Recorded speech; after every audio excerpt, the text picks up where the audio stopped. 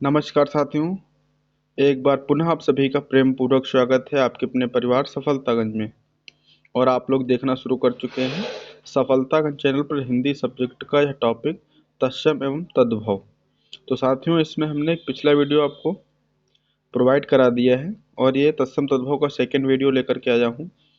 तो पीछे वीडियो में हमने कुछ नियमों पर चर्चा की है तत्सम तद्भव की कि किस तरीके से पहचानेंगे हम, और बचे हुए शेष नियमों की चर्चा मैं आज के इस वीडियो में करने जा रहा हूँ।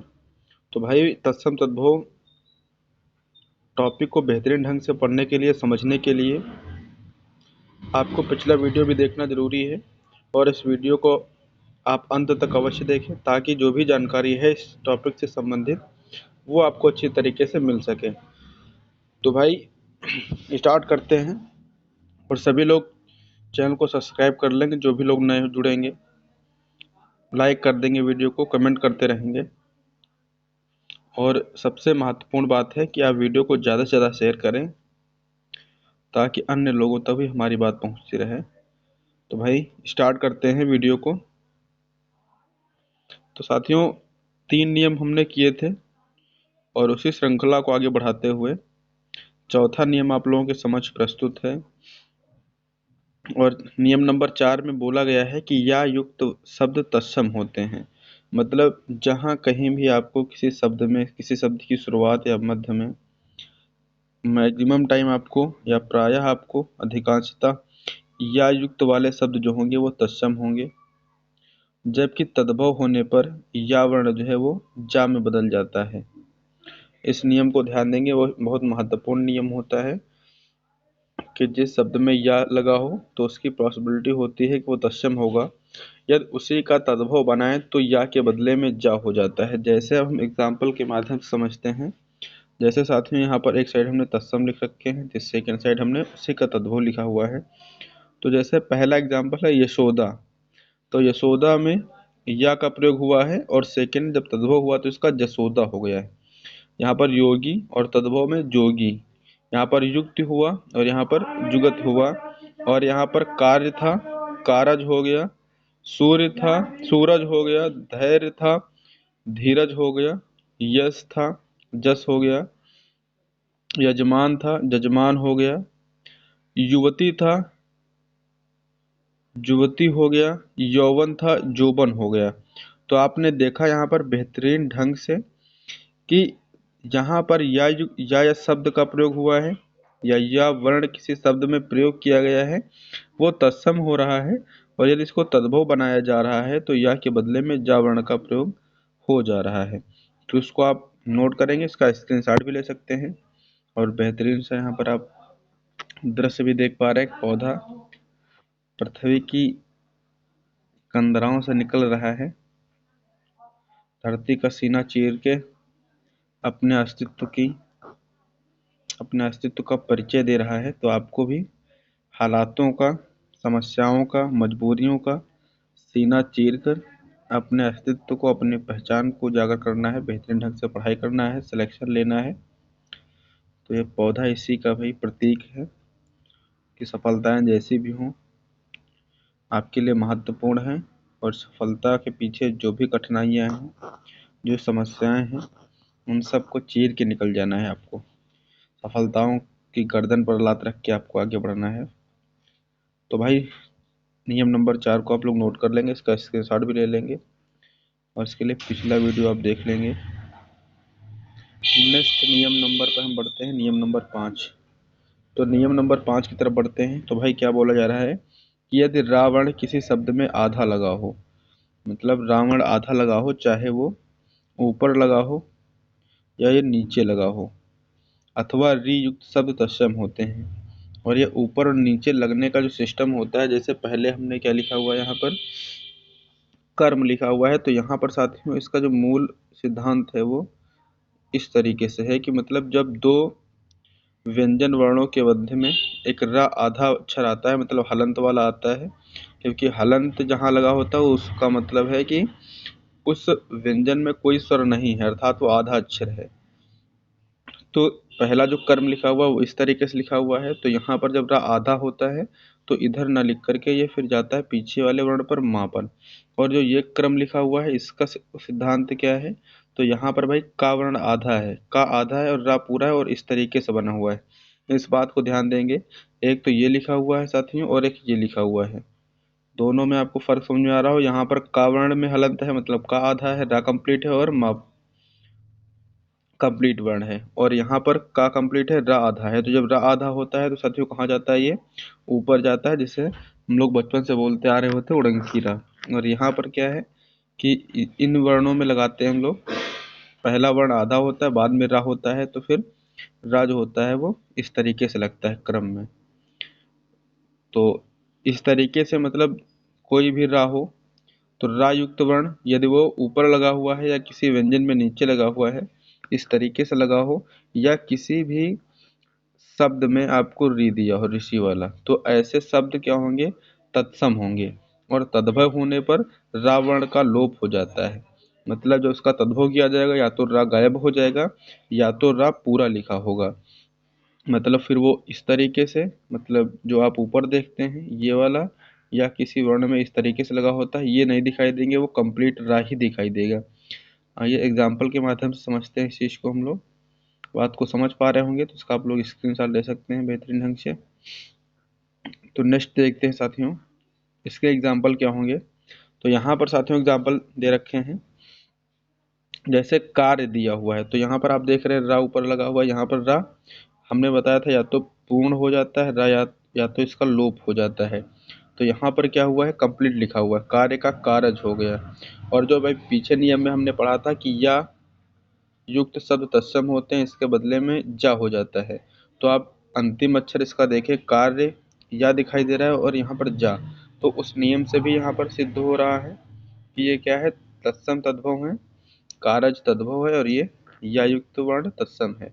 और दूसरी चीज आप रा भी देख रहे हैं, तो यहाँ पर आधा है ऊपर लगा हुआ है, यहाँ पर कंप्लीट रा है, कार्य का कारज, उसी तरीके से धर्म का धर्म, ग्रह का, अब ग्रह में आप देख रहे हैं ऋ से ऋषि का प्रयोग हुआ है, और यहाँ पर गे गायब हो जाता है या घर हो जाता है इसका।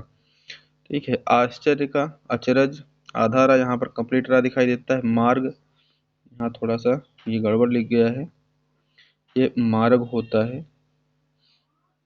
तद्भव इसका मार्ग मार्ग होता है और तत्सम मार्ग होता है। प्रिय का गायब हो गया है, प्रिय होता है। निद्रा का नींद होता है, लोप हो जाता है। नृत्य में यहाँ पर अगर देखें तो नृत्य में री का प्रयोग हुआ है, और यहाँ पर नाच हो जाता है, कर्पूर का कपूर हो जाता है। और ऐसे बहुत सारे एग्जाम्पल होते हैं, जैसे शर्करा होता है, शर्करा में क्या होता है साथियों, शर्करा ऊपर रा होता है, आधा रा होता है, और जब इसको लिखते हैं तो शक्कर लिख देते हैं।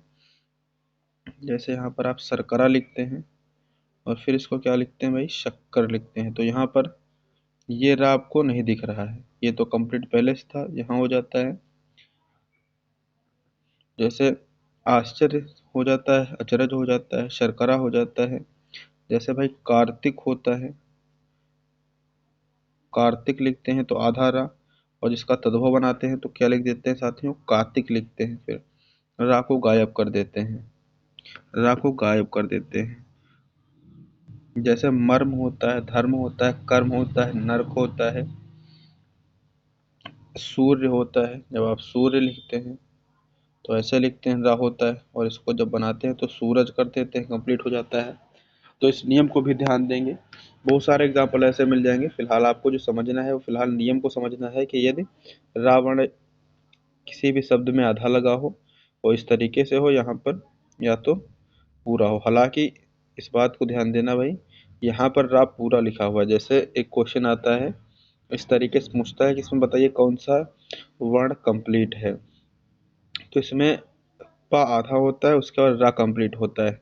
तो यहाँ पर आप क्या बताएंगे कि रा कंप्लीट है, हालांकि वही चीज़ है, यहाँ पर रा कंप्लीट है, परंतु जैसा कि दिखने में दिखता है। तो यहाँ पर आधा दिख रहा है, यहाँ पर आधा दिख रहा है, परंतु है नहीं आधा। अगर इसमें पूछ ले कि क्रा वर्ण में कौन सा वर्ण आधा है, तो का आधा है, रा पूरा है। ठीक है, इस बात को ध्यान देना, ये प्रश्न बहुत बार परीक्षा में पूछा गया है। तो नियम में क्या है कि रा वर्ण किसी शब्द में आधा लगा हो अथवा री युक्त शब्द तत्सम होते हैं, तद्भव होने पर या तो रा वर्ण का लोप हो जाता है या तो रा वर्ण पूरा हो जाता है। पूरा मतलब इस तरीके से लिखा दिखाई देगा।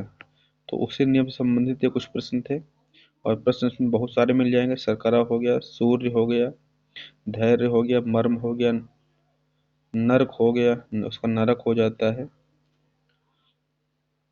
कर्पूर हो जाता है, कपूर हो जाता है। तो आगे हम नेक्स्ट नियम की तरफ बढ़ते हैं। तो नेक्स्ट नियम, छठा नियम होता है नियम नंबर 6। नियम नंबर 6, यदि ड और ढ, मतलब अभी बिंदी नहीं लगी है भाई, ड और ढ अभी द्विगुण नहीं हुए, ये जो बिंदी आप देख रहे हैं वो तत्सम होते हैं। है कि ऊपर की ये बिंदी है, ये डा में नहीं है भाई।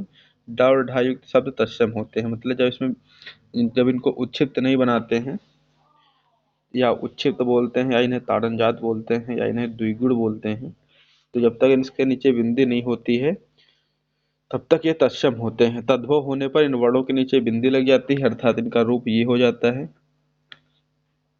ये नियम होता है। और आगे कहता है कि तथा तत्सम में प्रयुक्त टा वर्ण तद्भव में अधिकांशतः ड दिखाई देता है। मतलब तत्सम में टा और इसके स्थान पर तद्भव होने पर ड हो जाता है, और तत्सम में ये ड और ढा रहते हैं, और तद्भव होने पर इसका डा हो जाता है और इसका ढा हो जाता है। तो इस नियम को भी ध्यान देंगे। बाकी एग्जाम्पल के माध्यम से इसकी पुष्टि होगी, बात कितनी सत्य है, या इस बात में, इस नियम में कितनी सत्यता है। तो नियम देखते हैं। नियम को बहुत बेहतरीन ढंग से पढ़ लेंगे। डा और ढा युक्त सब तत्सम होते हैं। तद्भव होने पर इन वर्णों के नीचे बिंदी लग जाती है, तथा तत्सम में प्रयुक्त टा जो होता है वो तद्भव में अधिकांशतः ड़ा में बदला हुआ दिखाई देता है। तो भाई नेक्स्ट इसके एग्जाम्पल पर हम लोग बात करते हैं। तो जैसे दिख रहा है भाई, घट,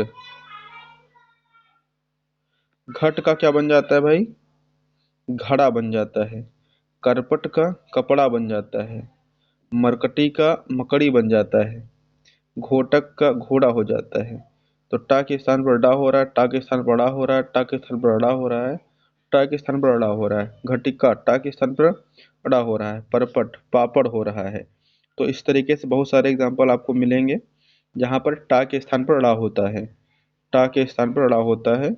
और जब तक आपको ये दिखाई देते रहेंगे, जब तक आपको डा और ढा ये दिखाई दे रहे हैं तो ये तत्सम है।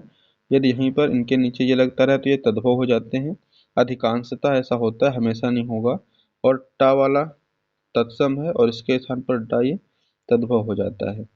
तो भाई और देखते हैं, नियम नंबर 7 की तरफ बढ़ते हैं। तो नियम नंबर 7 में क्या कहता है, यदि किसी शब्द के प्रारंभ में आधा तालव्य सा, मतलब जो सा है तालव्य वाला, संजम वाला जिसे बोलते हैं, वो आधा हो, अर्थात उसमें हलंत लगा हो या आधा लिखा ही हो, और आधा दंत सा, दंत सा मतलब सपेरा वाला सा, इसमें भी या तो हलंत लगा हो या तो ये आधा लिखा हो। तो आधा तालव्य वाला सा और आधा दंत वाला सा आते हैं तो वो शब्द तत्सम होते हैं। और यदि इसका तद्भव किया जाए तो तद्भव होने पर सा और सा के बदले दंत सा हो जाता है। मतलब दोनों के बदले में ये कंप्लीट सा आपको दिखाई देगा, दंत वाला। या तो इनका लोप हो जाता है। तो बहुत ध्यान समझेंगे कि दोनों सा हों, मूर्धन्य वाला छोड़ करके, तालव्य सा और दंत सा हों तो वो शब्द तत्सम होते हैं। तद्भव होने पर इन दोनों के बदले ही कंप्लीट सा हो जाता है। ध्यान समझना, आधा लिखा हुआ है, आधा तालव्य सा और आधा दंत सा, आधा तालव्य सा और आधा दंत सा। अगर ये दिए हुए हैं तो शब्द अधिकांशतः तत्सम होते हैं। तद्भव होने पर दंत सा हो जाता है और दंत से यहाँ पर कंप्लीट हो जाता है, या तो इन दोनों का ही लोप हो जाता है। तो अब आगे हम देखते हैं इसके कुछ एग्जाम्पल के माध्यम से किस तरीके से आप इसको समझेंगे। तो भाई जैसे एग्जाम्पल यहाँ पर दिए हुए हैं, एक साइड तत्सम हमने लिख रखे हैं, सेकंड साइड तद्भव लिख सकते हैं। जैसे शमशान लिखा हुआ है तो शमशान में पहले आधा ता जो है, सॉरी आधा सा तालव्य सा है, और सेकेंड साइड आप मसान देख रहे हैं, मतलब यहाँ पर लोप हो गया है। यहाँ पर क्या हुआ है, लोप हुआ है। यहाँ पर ससुर लिखा हुआ है और यहाँ पर ससुर हुआ है। तो ये तत्सम है क्योंकि यहाँ पर आधा तालव्य सा लिखा हुआ है और इधर इसके बदले में क्या हुआ है, दंत सा हो गया है, वो भी कंप्लीट। वैसे यहाँ पर श्रेष्ठी, श्रेष्ठी में भाई जब आप इसको लिखते हैं तो सा और रा के प्रयोग से इसको बनाएंगे, श्रा का निर्माण होता है। तो सा आधा यहाँ पर दिया हुआ है और इधर सेठ हो गया है। इधर स्वप्न आधा दंत सा है और इधर पूरा हो गया है। इधर श्यामल तालव्य सा आधा है, इधर पूरा हो गया। स्वजन आधा तालव्य सा है, यहाँ पर पूरा दंत सा हुआ है, यहाँ पर स्याली, और यहाँ पर क्या हुआ है भाई, कंप्लीट सा दिखाई देगा। और कंप्लीट सा यहाँ पर साथियों ये होगा दंते वाला, यहाँ पर ये दंत सा होगा, इस तरीके से साली लिखा जाएगा। और स्थल का यहाँ पर थल हो जाता है, यहाँ पर भी लोप हो रहा है। तो ये नियम हो जाते हैं भाई। तत्सम तद्भव के 3 नियम पीछे हमने देखे थे, 3 नियम पीछे हम लोगों ने देखे हैं, और आज की वीडियो में 4 नियम होते हैं। और इन नियमों से आपके लिए काफ़ी आसान हो जाएगा तत्सम तद्भव को पहचानना, तो इस पर विशेष ध्यान देंगे और इन नियमों को एक बार पढ़ लेंगे। इससे संबंधित जितने भी प्रश्न आपको किताब में दिखाई देते हैं, कहीं से आपको मिलते हैं, तो उसको आप नोट करते रहिएगा। और नोट्स बनाते समय आप थोड़ा सा स्पेस छोड़ते रहिएगा प्रति नियम के बाद, हर नियम के बाद, क्योंकि वहाँ पर अगर कुछ नया मिलता है आपको तो वहाँ पर आप उसको ऐड कर सकते हैं। तो भाई यहीं तक रहता है आज का सेशन। और यदि आप वीडियो को अंत तक देख रहे थे तो आपका फिर से एक बार बहुत बहुत धन्यवाद। Thank you, I love you. और इसी तरीके से वीडियो को लाइक करते रहिएगा, शेयर करते रहिएगा, चैनल को सब्सक्राइब कर लीजिएगा। और मिलते हैं आप लोगों से नेक्स्ट वीडियो में एक बेहतरीन शानदार सा टॉपिक लेकर के। तब तक के लिए आप सभी का थैंक यू और जय हिंद, जय भारत।